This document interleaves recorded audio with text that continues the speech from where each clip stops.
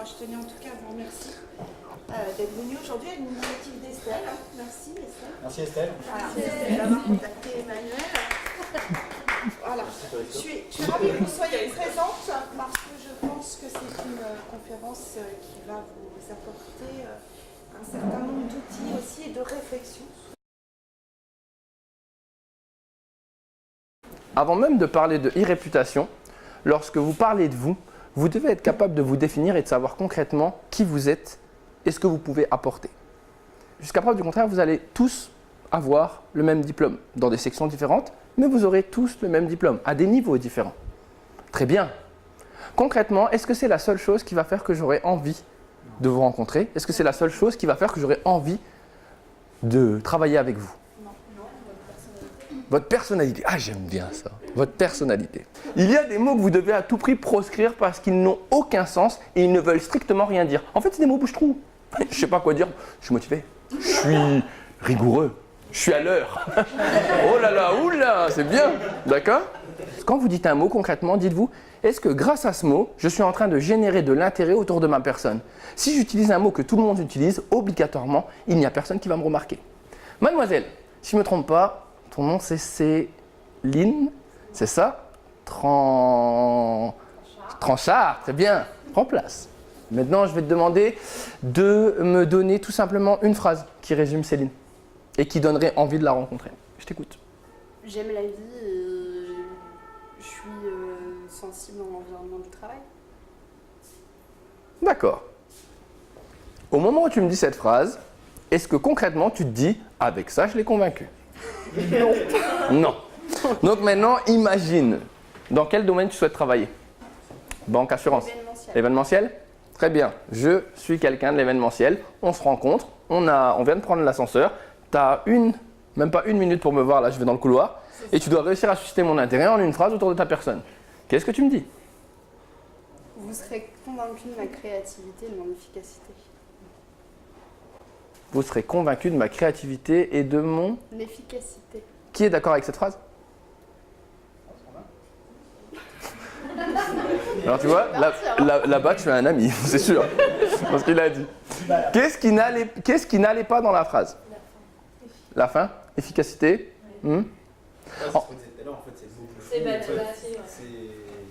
On tombe tout le temps dedans, tu peux aller t'asseoir, c'est gentil quand même, bravo, on peut applaudir quand même. Imaginons, je veux travailler dans cette école, dans ce campus. Pardon. Je vois Valérie, j'ai une phrase à lui dire. Je pourrais lui dire, je suis dynamique, motivé, et je pense pouvoir avoir des compétences à apporter aux élèves. Vous êtes d'accord avec cette phrase? C'est générique? Est-ce que ça va la convaincre? D'accord. Pourtant, c'est ce que toujours les élèves me disent dans mon bureau. Et si maintenant on inversait les choses et qu'on apportait réellement notre compétence, ou du moins ce qu'on va pouvoir apporter à l'école? Je sais que tu as déjà de nombreux intervenants, mais je suis persuadé que je peux t'apporter quelque chose qu'aucun autre n'a pour le moment, et qui fera le plaisir de tes élèves, et qui les fera monter en compétences. Ça, c'est une phrase. Ça m'intéresse. Oui, donc qu'est-ce que tu vas me dire? Ça m'intéresse, c'est le teasing, ça. Ouais, là, exactement. Et donc, concrètement, qu'est-ce qui se passe après? Quand on a teasé sur quelque chose, on apporte concrètement ce qu'on peut faire. On attend la suite. Je suis persuadé que je peux transformer la manière dont les élèves voient le digital par rapport au live et concrètement les faire monter en compétences au niveau de la ville, de l'école et même de leur employabilité. Ça me plaît bien. D'accord. Pourquoi je fais ça? Ouais, chouette. Yes. Ah non, je m'arrête là. Pourquoi je vous dis ça? Parce que concrètement, pour la plupart, vous ne vous rendez pas compte du potentiel que vous avez ou des compétences que vous pouvez avoir et que vous avez acquis à l'école ou dans vos différentes expériences. Vous êtes capable de faire des choses, sauf que pour vous, vous allez pouvoir le prouver après, au moment où vous serez en poste. Sauf que après, ça arrivera jamais. Regardons. Céline. J'ai fait quelques recherches sur toi. Tu peux me dire... Non, je ne montrerai rien. Je ne montrerai rien, sachez-le. Je suis quelqu'un de très correct, donc je garderai tout ça pour moi. Céline, quelle est ton image sur le web? Ouais, je sais qu'il y a une ou deux photos qui traînent qui sont pas très belles, mais Quel est ton objectif? Tu m'as dit tout à l'heure faire de l'événementiel. oui. Donc, ça veut dire que dans la manière dont tu présentes tes réseaux et dans la manière dont tu as amené toutes tes présences sociales, je dois comprendre que tu vas faire de l'événementiel. Es-tu d'accord avec moi ou pas? Logiquement, oui. Qu'est-ce que je peux trouver d'après toi sur le net si je suis quelqu'un qui est intéressé par ton profil? J'ai pas de contact, enfin, j'ai une majorité de contacts dans le domaine de l'assurance. Très bien. Dans le domaine de la communication et du marketing, mais pas dans l'événementiel. Très bien. Ou un ou deux, pas plus. Très bien. Ce qui est intéressant, c'est qu'en gros, je sais ton nom, tu t'appelles Tranchard, Céline, Suzanne, Yveline. C'est ça? Les écoles où tu as été major de promo, félicitations, hein. C'est très bien. Tu aimes la Reine des Neiges et Game of Thrones, ça me touche beaucoup. Tu as été chargé d'accueil à la Société Générale et à la Massif. Tu gères Office, Excel et le service client. Et les gens qui le disent, c'est des gens qui doivent être soit dans ta classe ou soit dans l'établissement. À côté de ça, tu postes, tu es sur LinkedIn, mais tu postes pas souvent. Environ une fois par mois. Poster. Attention, je vais t'expliquer la différence après. Par contre, tu likes de manière fréquente. Tu as 97 abonnés. Et dans les photos que j'ai trouvées, ne t'inquiète pas, il n'y a rien de grave, hormis sur ton profil Facebook, quelques photos en maillot de bain. Mais rien d'exceptionnel. En général, quand on fait une recherche sur quelqu'un, un entrepreneur est comme n'importe quelle personne. Il est curieux.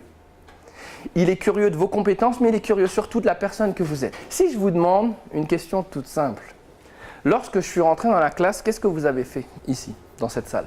Vous avez écouté, vous avez déjà pensé en amont. C'est-à-dire qu'en général, les gens se font un ressenti de quelqu'un par rapport aux 30 premières secondes où quelqu'un rentre dans une salle.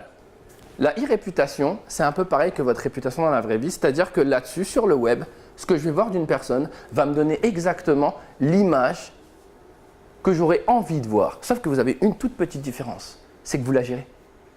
Là-dessus, on va faire une toute petite différence. Il y a 3 images que vous avez en général. La première, c'est la projetée. Ouh, super, celle qu'on a normalement. La deuxième, c'est la souhaitée, celle qu'on voudrait avoir. D'accord? Je ne vois pas du tout pourquoi vous rigolez, hein. Et la troisième, c'est celle qui est reçue. C'est un peu différent en effet. D'accord? Tout est une question d'image, sachez-le. En général, les gens qui pensent que moi, vous savez quoi, j'ai pas de présence, donc pas de problème. Bah non! Ça marche pas tout simplement pourquoi? Parce que si vous ne parlez pas de vous sur le web, quelqu'un le fera pour vous. Exemple, un ancien employeur. Une personne qui ne vous apprécie pas énormément. Quelqu'un qui ferait un mauvais article sur vous, de blog. Et puis comme il n'y a que ça, votre nom ressort là-dedans. Ou bien sûr, puisqu'on ne vous trouve pas, on trouvera d'anciennes présences. Alors peut-être que vous n'avez pas eu de Skyblog, mais vous êtes peut-être inscrit sur des sites qui ne doivent pas ressortir. Copa d'avant, Tinder, Badoo, bref. Des choses qui en soi ne vont pas être superbes au moment où on va les trouver. D'accord? Donc là-dessus, il est peut-être préférable de se dire, je ne veux pas exister sur Facebook.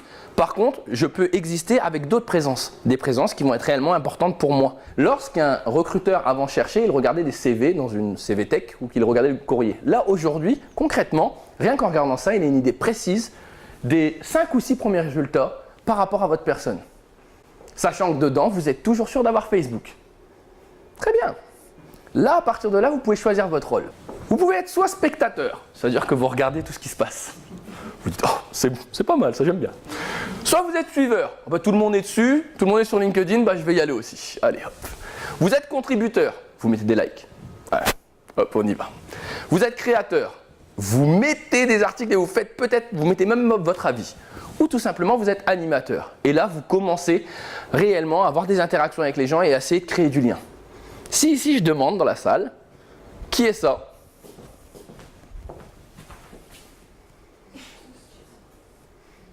Il y en a, ils ont levé la main à moitié. Ouais, un peu quand même. Alors attention. Regardez. Oui, oui. Mais vous devez penser que si vous êtes spectateur, vous ne faites rien d'autre. Vous faites que ça. Qui est suiveur? Ok. Qui est contributeur? Alors contributeur, c'est on va mettre des likes, on va juste vraiment donner. Mais c'est minime, hein, il ne faut pas trop mettre d'efforts quand même sur la souris, d'accord? Créateur. On va mettre du contenu, on va apporter des commentaires, on va oser prendre la parole. Et enfin, animateur. Animateur. Animateur. Ok, c'est pas grave. Pourquoi je vous dis ça? D'après vous, qu'est-ce que vous devriez être?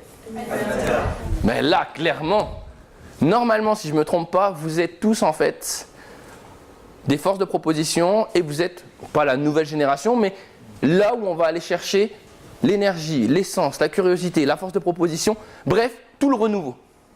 Et en gros, vous ne pouvez pas arriver en disant « moi je regarde ».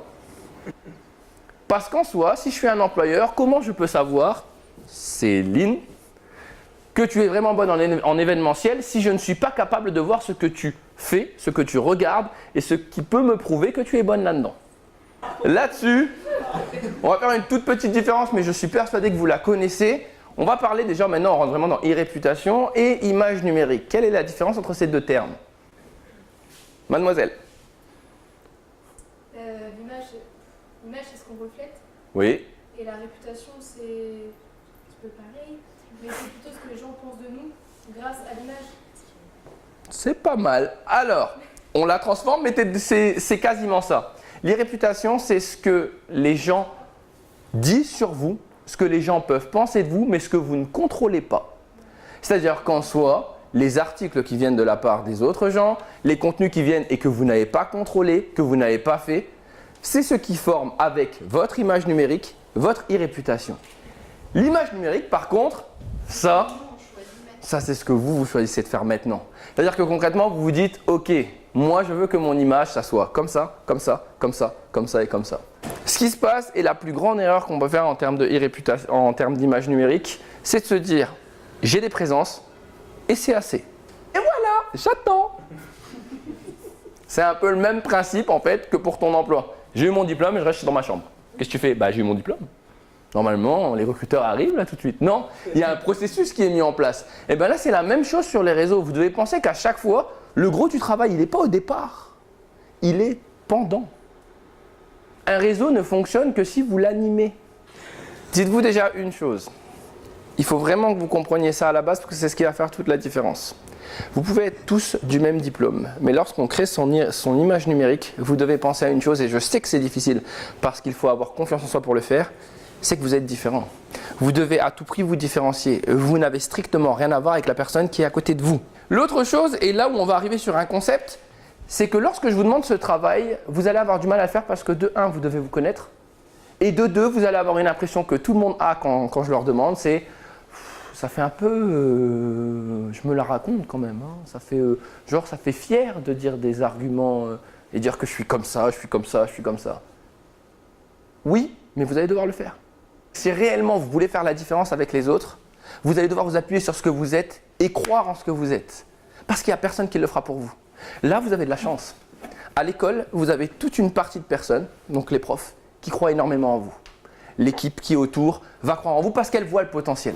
Sauf qu'après, les employeurs, eux, ce qu'ils ont besoin, c'est des potentiels. Ils n'ont pas besoin de croire en des potentiels. Ils ont besoin d'avoir des gens qui sont déjà bien, waouh, des gens qui croient en eux pour les pousser à aller plus loin. Mais ce n'est pas eux qui vont aller chercher tout doucement au départ. Et si vous passez à côté de ça, c'est-à-dire dans l'image, dans la manière dont vous vous vendez, si vous ne faites pas ça, vous passez à côté de beaucoup de portes. Donc, on arrive à un nouveau concept, qui est, enfin pas nouveau puisqu'il est assez vieux quand même. Vous êtes une marque, d'où le terme personal branding, marque personnelle. Pourquoi je vous dis ça? Tout simplement parce que c'est réellement, non pas juste votre personne, mais réellement une marque que vous allez créer autour de quoi? Vos compétences, vos passions, ce que vous êtes, vos savoirs, d'accord? Vos projets, vos expériences. Tout ça fera votre marque personnelle. Quand je parle de marque personnelle, concrètement, c'est quelque chose qui va me permettre, encore une fois, d'avoir une idée de votre expertise, de vos compétences, de votre expérience, de votre savoir et de ce que vous pouvez m'apporter. Dans ceux que j'ai vu quelques personnes qui ont mis en avant des expertises ou du moins des appétences par rapport à certains domaines. Alors, ce n'est pas parce qu'elle m'a invité que je dis ça, mais je sais que Estelle, si je vais sur ton Twitter, on sent réellement une vraie volonté de tweeter beaucoup de choses qui sont dans un lien bien précis. avec en plus des commentaires personnels. Donc je me dis, elle n'a pas fait que liker. Elle regarde quand même ce qu'il y a derrière. Waouh! Pourquoi c'est intéressant? Tout simplement parce que si je m'intéresse, si je regarde ce qu'elle fait, je peux voir qu'elle s'intéresse à un domaine précis et qu'elle n'attend pas l'école pour le faire. C'est-à-dire qu'elle le fait de manière naturelle. Ce que vous faites, ce n'est pas ce que vous faites juste à l'école, c'est ce que vous faites à côté qu'on a besoin. Si on prend un principe simple, attention, j'ai fait des schémas mathématiques, ça va être super, c'est le moment maths maintenant. Est-ce que vous voyez ces formes? Merci, c'est bon, super, d'accord. En gros, en général, quand vous allez vous vendre, vous vous vendez quand vous créez votre image numérique, vous la vendez sur quoi? Votre personnalité, votre savoir, vos comportements, peut-être votre passion, mais en général, on le met en petit parce qu'on se dit c'est pas ça le plus important, votre job et votre compétence. Ce qu'on fait, en fait, en gros, c'est qu'on se dit que nos expériences professionnelles et ce qu'on a vécu à l'école va nous permettre de remplir tout ça. Est-ce que c'est la bonne solution ou pas? Oui, non. C'est basique. C'est basique. C'est basique parce qu'il y en a un qui est capable en fait de faire beaucoup plus que tous les autres. La passion. Bah, c'est ce qui va refléter en fait le plus de la personnalité. Pire que ça, c'est celle qui va représenter tout. Pour vous donner des exemples, j'ai beaucoup d'élèves qui ont été recrutés dans des boîtes, non pas parce qu'ils avaient des blogs faramineux ou parce qu'ils avaient des grandes stratégies, mais tout simplement parce qu'ils faisaient quelque chose. C'est toujours plus facile de rien faire. Bah fais rien, laisse. On verra bien, on va trouver un poste comme ça. Oui, bah oui, vous pouvez, oui. Mais vous allez peut-être passer à côté du poste que vous vouliez. Est-ce que j'ai fait quelque chose de compliqué depuis tout à l'heure dans la procédure que je viens de vous proposer là? Est-ce qu'il y a quelque chose que vous n'êtes pas capable de faire? Non?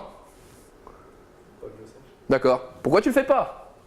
Tout ça pour vous dire qu'en général, votre passion, par rapport à tout à l'heure, eh ben, elle vous permet de faire tout ça à l'intérieur. Je remonte, mettre vos compétences, vos comportements, vos savoirs et votre personnalité. Est-ce que ça va? Tout va bien jusqu'à maintenant? Donc la première chose, déjà, je sais que c'est compliqué, mais on va vraiment se dire que lorsque vous mettez une image en avant, c'est pour vous vendre.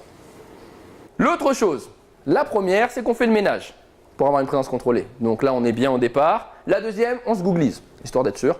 Oui, c'est un verbe, je le dis, je le répète. On se googlise bien. C'est la première chose, voir les 5 premiers résultats de Google. Pourquoi les 5 premiers? Parce qu'en général, on n'aime pas aller plus en dessous. D'accord? Scroller, c'est compliqué. Troisième chose, et c'est important, en gros, la réputation, c'est une question de stratégie. Et là, vous devez réfléchir à votre objectif. En gros, il y en a 4. Soit je veux être visible, soit je veux faire de la veille, c'est-à-dire montrer mon expertise. Soit je veux faire du networking, c'est-à-dire que je vais aller sur LinkedIn et mon but, c'est de me mettre en lien avec d'autres personnes. Des contacts qui me mettent en contact avec d'autres contacts. Est-ce que vous savez qu'entre moi et Eva Mendes, qui est la femme de ma vie, mais elle ne le sait pas encore, eh bien, il n'y a que 6 personnes. Je ne sais pas qui c'est, mais il y en a 6. Et c'est une vraie loi, ça s'appelle la théorie des 6 degrees of separation. Et en fait, là-dessus, c'est simple, entre n'importe quelle personne que vous voulez rencontrer et vous, il n'y a que 6 personnes dans le monde. Donc ça veut dire, si vous aviez avant Viadeo LinkedIn, avant il y avait des petits ronds, vous le voyez en plus, il vous montre un peu par qui vous connaissez ou comment vous connaissez. Eh bien, n'importe quelle personne que vous avez, vous la connaissez d'une manière ou d'une autre. Et enfin, la dernière, l'influence.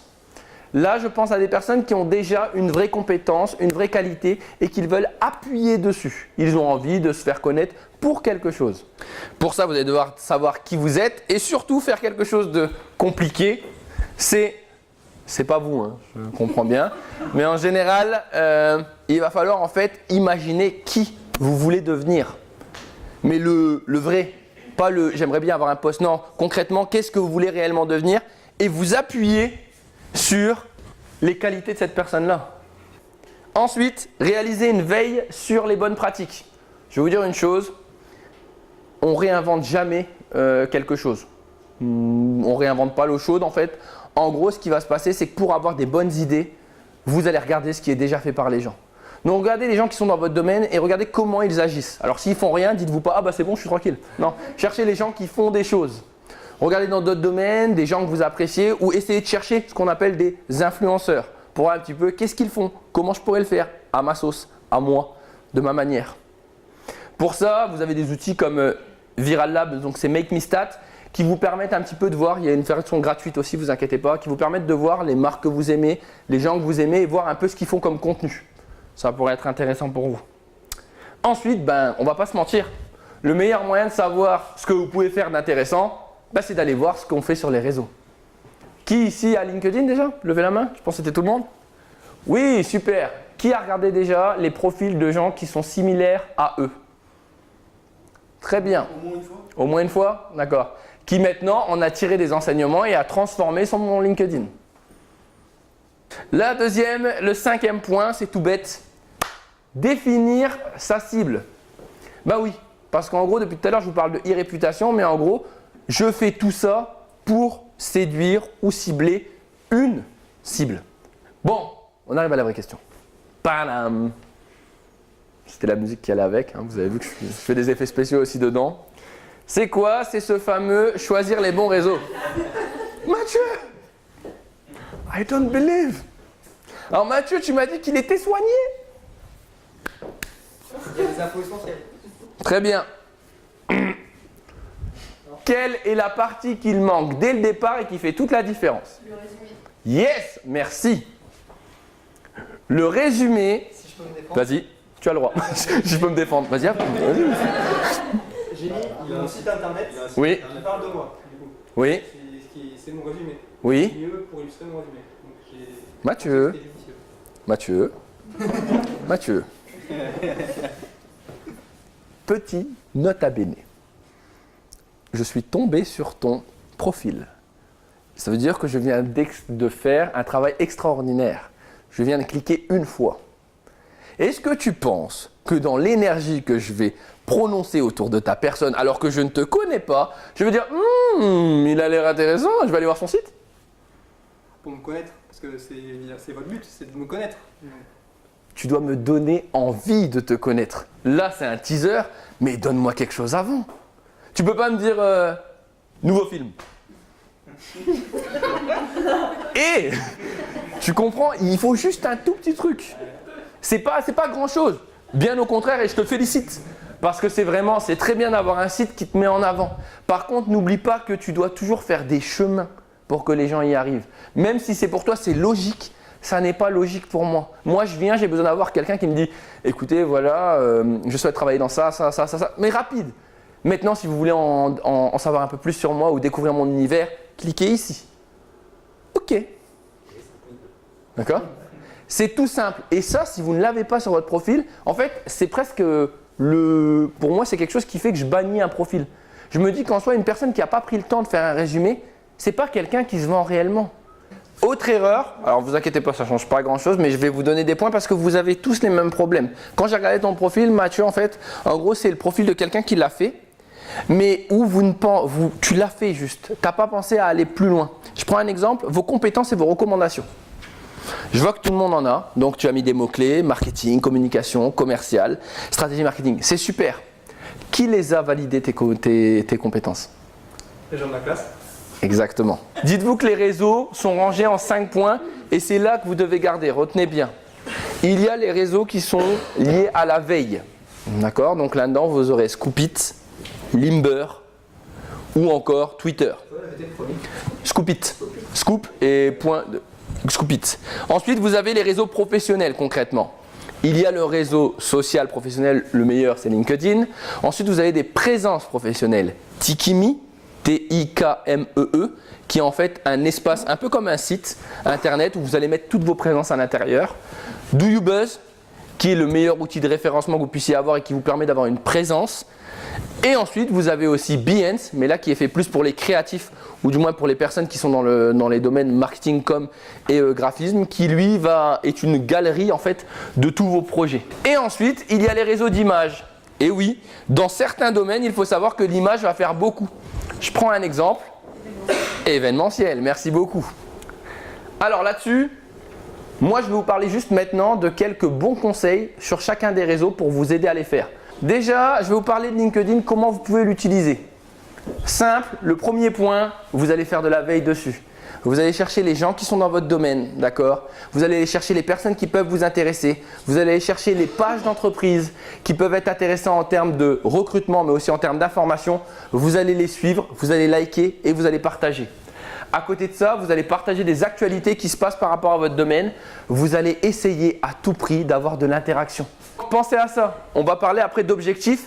Vous devez par mois vous donner des « Ok, ce mois-ci, je me fais 3 prises de contact ». On va en parler juste après. C'est quantitatif.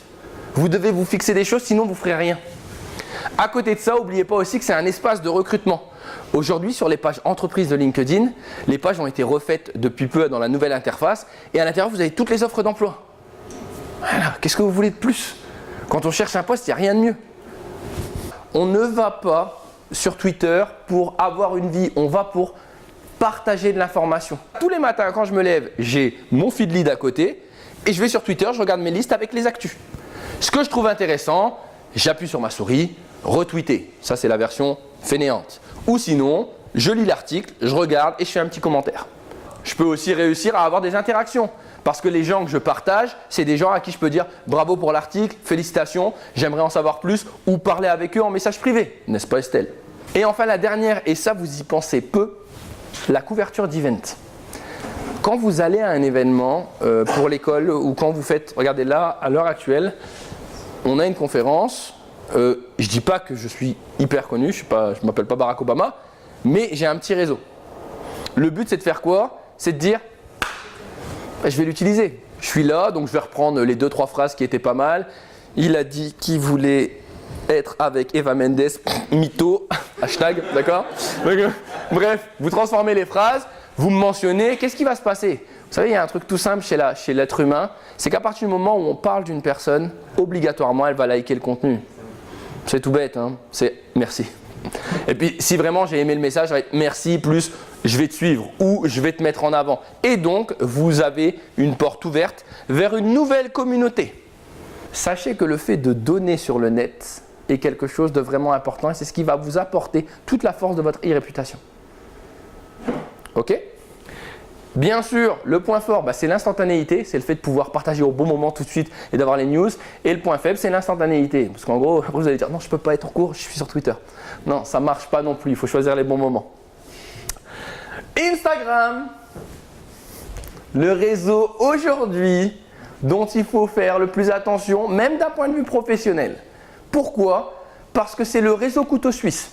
Si on réussit à créer ce que j'appelle un storytelling, donc c'est-à-dire une histoire autour de notre contenu, ça peut être vraiment intéressant. Alors, voilà peut-être un réseau dont je vous conseille réellement de faire attention, un peu comme Instagram, mais d'une manière encore plus importante, c'est YouTube. La vidéo est le premier contenu aujourd'hui regardé sur le net. Que ça soit court, moyen, long, d'accord, selon les réseaux, vous savez qu'il y a un potentiel dedans. YouTube est la plateforme par excellence. Vous êtes sûr que si vous avez une chaîne et que vous développez votre contenu, vous aurez une expertise que les autres n'auront pas. Bref, pourquoi je dis ça? Parce que tout le monde est capable dans son domaine de faire une vidéo. Ce qui est bien avec YouTube, c'est que ce n'est pas du live obligatoirement. Vous pouvez faire des vidéos que vous préparez. Ça ne demande pas énormément de matériel. Il faut qu'on arrête de me dire « Oui, mais il faut une caméra, il faut des micros. » D'accord? Aujourd'hui, on a ça. Un smartphone? Un smartphone? Yeah, is that? You have a smartphone? Yeah. It's unbelievable. D'accord? Vous avez ça, vous pouvez utiliser vos écouteurs ou vous achetez un micro, ça coûte 9 €, un trépied, ça coûte 12, ça y est, vous avez un studio. Et de la lumière aussi, chez vous c'est mieux quand même pour quand vous voyez un peu. Ok? Et un bureau. Et en gros, vous êtes capable de commencer vos premières vidéos. Ensuite, la mise en place de chaînes personnalisées, c'est-à-dire que la chaîne peut être à votre nom, encore une fois, je vous rappelle, hein, votre nom c'est votre clé de voûte sur le web. Votre nom et votre prénom, là, il faut que quand on tape dessus, on tombe sur tout ce que vous avez, tout ce que vous faites vous. Et enfin, bien sûr, il y a aussi le live, qui est important, que vous pouvez faire maintenant sur YouTube. En parlant du live, je vous parlerai de Periscope. Oh, c'est pas parce que j'aime bien, hein. D'accord? Periscope et Facebook Live, qui sont aujourd'hui des outils qui sont intéressants. Pourquoi? Periscope se fait manger par Facebook Live, justement. C'est un peu le déclin. Est-ce que tu peux te décaler un petit peu? Je plaisante, alors j'explique. Oui, complètement, tu as raison, parce que ce n'est pas du tout la même audience. Ouais. Periscope joue sur l'audience de Twitter, c'est-à-dire une audience normalement qui est très très actu et qui a pour but d'aller chercher des gens qui ont une expertise spécifique par rapport à des domaines. Et puis aussi une grosse partie de trolls qui ne savent pas quoi faire dessus. Facebook Live, d'accord? Comme c'est Facebook, en gros, tu as une audience qui est captive, qui est déjà là, mais qui n'est pas exactement, qui n'est pas en fait intéressée à ce que tu fais, qui est juste là et qui regarde. Mais tu n'as aucune interaction et tu ne crées pas réellement de plus-value, à moins que tu aies créé un lien avec ta communauté. N'oubliez pas que pour convaincre des experts, on doit voir que vous avez des expertises, mais que vous êtes surtout capable de les expliquer aux autres. Parce qu'un expert, en fait, il a un problème. Vous connaissez? Exactement. Ça s'appelle la malédiction du savoir. C'est-à-dire, je suis bon. Moi, en référencement, je vois ce que c'est les balises H1, H2, H3. Je vois à quel point le plugin SEO Yoast peut changer la live.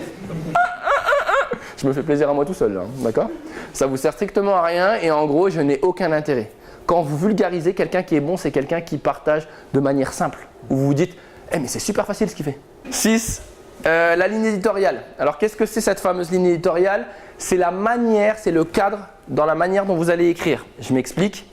En gros, c'est le rythme, la charte graphique, votre logo que vous allez faire peut-être, le ton avec lequel vous voulez parler, les contributeurs que vous allez inviter, les types de contenu. Est-ce que je fais des interviews? Est-ce que je fais des petits articles? Est-ce que je fais des brèves? D'accord? La modération et surtout le wording, c'est-à-dire tous les mots-clés qui sont autour de ce dont vous allez parler, pour avoir une idée pour vous. Alors, faites attention, ça aussi c'est une mauvaise idée. Partagez toujours le même type de contenu. Oui, vous avez trouvé un filon, il y a 2-3 blogs qui écrivent toujours des bons articles et vous partagez les blogs. C'est cool, mais n'oubliez pas que c'est la variété qui fait que c'est réellement intéressant. C'est ça que les gens viennent chercher. Si vous faites toujours la même chose, au bout d'un moment, vous allez les lasser. Dites-vous une chose, je peux vous donner tous les meilleurs conseils du monde aujourd'hui. Il n'y a que quand vous allez essayer vous-même que vous allez réussir à vous rendre compte si ça marche ou si ça ne marche pas. Il est possible que ce que je vous ai donné, vous me dites « Manu, c'est nul ». J'ai dû changer de contenu, je me suis rendu compte que ce que tu avais dit c'était bien, mais c'était pas réellement ça, alors je l'ai transformé et ça ressemble à ça. Bah oui, c'est normal. Parce qu'en gros, c'est votre contenu et c'est vous. Donc ça va se transformer dans le fil du temps. Mais si vous ne le faites pas, vous ne saurez pas.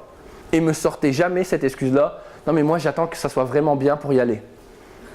Ça ne sera jamais parfait. Donc allez-y, c'est en test, c'est rien, mais ça va aller. Si vous êtes persuadé de ce que vous me dites, si vous êtes persuadé de ce que vous voulez faire, foncez. Si vous aimez un domaine, commencez pas à réfléchir à toutes les questions. Oui, mais je ne sais pas si je suis, si je peux, si j'ai le droit, si… Non, faites. Faites et vous verrez après. Allez-y, croyez en ce que vous avez envie de faire parce qu'il n'y a personne qui le fera à votre place et vous devez le faire. Ça ne fera que augmenter par la suite. Le deuxième point, c'est qu'en général,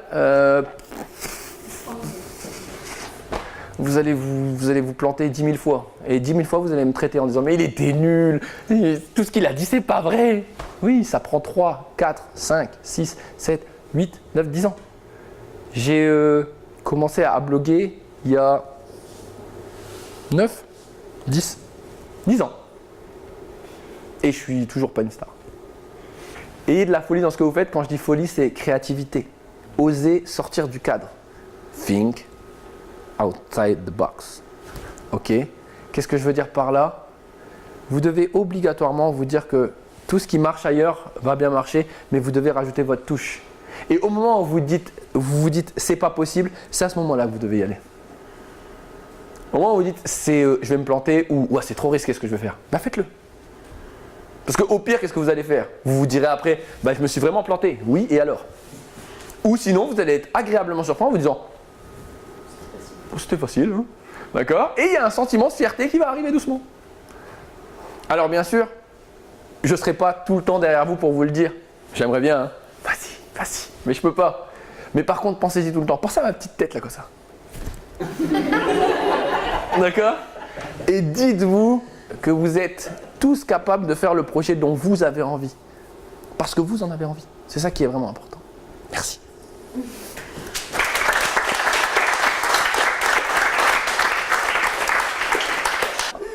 En tout cas, je vous remercie. J'espère que c'était cool, que ça vous a plu. Moi, je tiens à remercier 2 personnes, enfin énormément surtout. Votre prof, parce qu'en fait, une de vos profs a lancé un défi que des élèves ont relevé. Et la deuxième personne que je tiens à remercier, c'est Estelle, parce que elle est venue me voir sur le web pour savoir si je voulais venir. Et la manière dont elle l'a fait, la sincérité, l'authenticité et l'énergie avec laquelle elle l'a faite m'a énormément touché en fait. C'est-à-dire que en général, je prends peu de temps pour aller dans des écoles. Pas parce que je veux pas, j'adore ça, mais j'ai un emploi du temps qui est assez complexe. Mais par contre, la manière dont elle me l'a demandé et la gentillesse avec laquelle elle l'a fait, ça m'a vraiment touché. Donc je tenais à lui dire bravo et puis je te souhaite un très très bel avenir dans le digital. Et je vous souhaite un très très bel avenir à tous dans vos métiers.